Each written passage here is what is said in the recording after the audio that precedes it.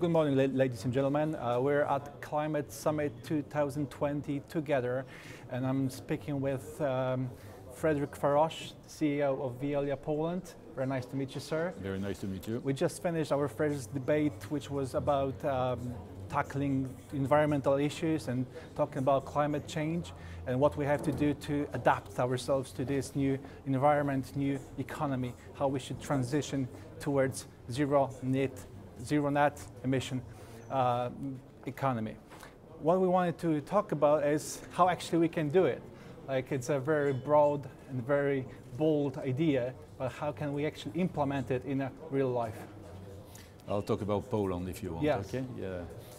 As you know, we've been operating for the past 20 years in Poland. We are covering more or less all the country, and we operate district heating systems in Poland. So Poland has a specific which is linked to coal. The economy and the energy economy is highly dependent on coal. Still 80% of the energy comes from coal, and this is what makes it specific, let's say so.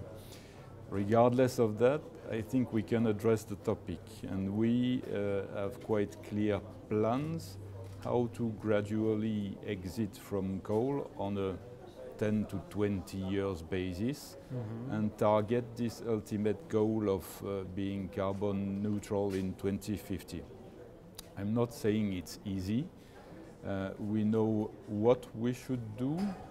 We know how to do it almost completely. Now the question is who will pay for that? Because it's, you know, the sector is facing huge investments, everyone knows that, and the question is how we will finance it. It cannot come only from the clients, it cannot come only from the companies, it cannot come only also from the EU funds, it must be a mix of all that. But what I want to say is that the solution exists. Okay, so you mentioned 10 to 20 years. It's a perspective in which we can say goodbye to coal, which is very ambitious. Do you think that transitioning towards different type of fuel would be the solution for it? And what kind of fuel it could be? Well, as I said in the panel, you know, you must have a look at the two ends of the process. You have the production from one side, but you have also what is the consumption, let's say, because we are producing something to be used by the final user or the client. Here also we should work, because what is not used at the end, you know, is saved for each and every one. There is still a lot to be done in this field, like working on efficiency of the building, working also on the client awareness, because I think it's not yet to the appropriate extent, let's say, and maybe probably also increase a bit the prices at the end, because this will create the impulse to, you know, for people to save and to be more cautious and conscious about what they are using. When this will be done, we are working on that also.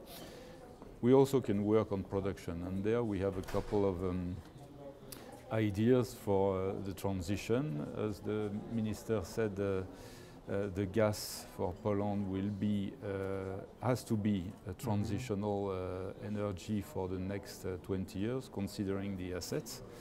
The assets of district heating are very valuable for the municipalities, and the gas is, let's say, a natural media that helps us to reduce the CO2 footprint by 40%. After, again, biomass is quite a sustainable resource in Poland, so it can also play a role to a lower extent. And then we are thinking of, as I said, large-scale heat pumps, and also maybe hydrogen in a longer future. All in all, I think the target is achievable by 2050. Still a long path, and a lot of money to spend, though. Can we talk about waste? It's a topic that people don't really want to talk about because they perceive it as a dirty thing, but actually, when you think about it in terms of fuel, it can be quite efficient. And I know a lot of municipalities, many municipalities argue that it can be used in their central heating plants, and they can be used as a fuel to accelerate changes which are inevitable because EU will demand our local heating systems to be adapted to those, EU directives. So my question to you is, do you think that we can rely on waste as a primary or maybe secondary source of energy in municipalities? Yes, for sure. I forgot to say about that, but waste heat for sure has to play an important role. Waste heat can come first before waste. It can come from energy. You have quite a big industrial sector in Poland producing waste heat, and district heating can accommodate it. Coming to waste, yes, it can sure play a role in transforming the energy sector through the so-called RDF, which is refuse-derived fuel. Yes. No longer the solutions can be based on incinerating the raw waste, because this is an option from the past.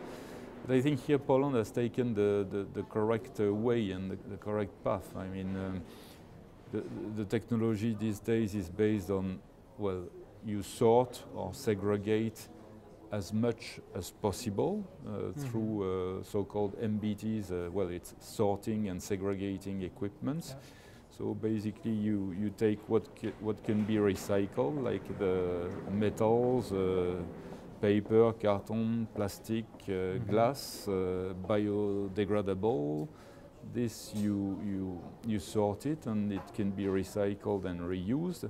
And there is unfortunately so far a portion left which happens to have a high calorific value, and this nothing else can be done so far than burning it. Then again, district heating is a valuable asset because building so-called waste RDF to energy plant, all the energy is recovered in form of electricity and heat, and it's an economical value for everyone, all the stakeholders, let's say. So there's one common thread among all of those things which you said is money, and it's quite difficult actually right now because EU is pushing towards this, zero carbon emission economy, and they're not quite eager to finance plants, incineration plants, and this kind of transition. And at the same time, municipalities have less money than before the pandemic because right now they have to cut their budgets. Do you think it's an unwanted situation for companies like you, which have to invest? And right now, as I've said, EU is not very eager to do it. The government is 50-50, and the municipalities, they can't really provide this kind of funds. Where those funds can come from? Well, as I said, the transforming the sector, I mean, there have been assessments of how much it could cost. Only for district heating, it is assessed that, if my memory is good, at 70 billion Polish zlotys. So for sure, the sector alone cannot self-finance that. So we, like Veolia, have always been in favor of what we call PPP, public-private partnership, in the generic meaning of the PPP, which means that simply we should blend public and private money under a management contract to achieve the goals. But at the end, this is inevitable. This transformation should take place, so we simply have to find a way to close the financing. Close the loop, yeah. To close the loop again, including on the financing, yes. Okay. If you had a wishing list for things which should come in the next years, what would be the main thing which you would like to accomplish in, 5-10 years for your company, for energy system in Poland, or even broader? Well, I think I would like to exit from CO2, reduce it by at least what we have in the plans, in a way that does not cost too much. Okay. Sounds reasonable. Yeah. And is affordable for our clients. Okay. Thank you very much. I was speaking to Frederic Faroche from Veolia, CEO of Veolia actually. All the best for you, sir. Thank you very much. Thank you.